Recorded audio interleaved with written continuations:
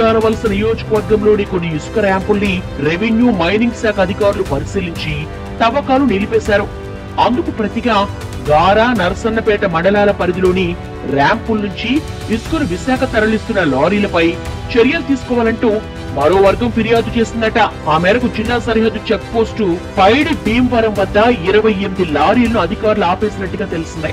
దీంతో ఆవుల కుమ్ములాటలో లేగదోడలు బలైనట్టుగా మారిపోయింది మా పరిస్థితి అంటూ వాపోతున్నారట లారీ ఓనర్స్. అటు పురుషోత్తమపురం, ముద్దాడపేట ర్యాంపులను క్లోజ్ చేయించారు. ఇలా ఉమ్మడి జిల్లాలో ఇసుక అక్రమ వ్యాపారం ఓ సామ్రాజ్యంలా విస్తరించిందన్న టాక్ నడుస్తోంది. ప్రత్యేకించి కూటమి ఎమ్మెల్యేలు తోడుకోవడం, అమ్ముకోవడం అన్న సింగిల్ పాయింట్ ఎజెండాతోనే పనిచేస్తున్నారన్న ఆరోపణలు పెరుగుతున్నాయి. సగటున రోజుకు 200 లారీలు విశాఖపట్నం వెళ్తున్నాయంటే సిక్కోలు శాండ్ దందా ఏ రేంజ్ లో ఉందో అర్థం చేసుకోవచ్చని అంటున్నారు పరిశీలకులు. ఉచిత ఇసుక విధానంలో ఉన్న లోపాలను తమకు అనుకూలంగా మార్చుకుంటున్నారట ఎమ్మెల్యేలు.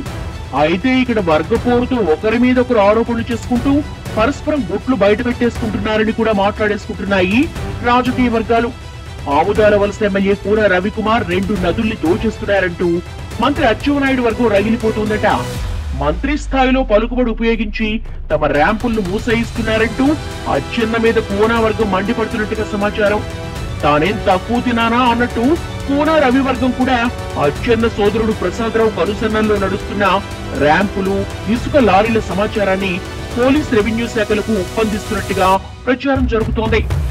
మరోవైపు పాతపట్నం ఎమ్మెల్యే మామిడి గోవింద్ అనుచరులు నడిపిస్తున్న ఇసుక ర్యాంపుల దగ్గరికి స్వయంగా మాజీ ఎమ్మెల్యే, టీడీపీ జిల్లా అధ్యక్షుడు కలమట వెంకటరమణయ్య వెళ్లి హంగామా చేయడం చూస్తుంటే జిల్లా టీడీపీలో ఆధిపత్య పోరు ఏ స్థాయిలో నడుస్తుందో అర్థం చేసుకోవచ్చు అంటున్నారు పొలిటికల్ పండిట్స్.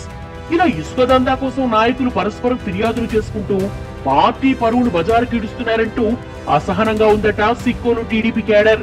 శ్రీకాకుళంలో ఉచిత ఇసుక లారీ విశాఖలో 20,000కు పైగా ధర పలుకుతోందట. దీంతో దీపం ఉండగానే ఇల్లు చక్కబెట్టుకునే పనిలో టీడీపీ ఎమ్మెల్యేలు బిజీగా ఉన్నట్టుగా చెప్పుకుంటున్నారు.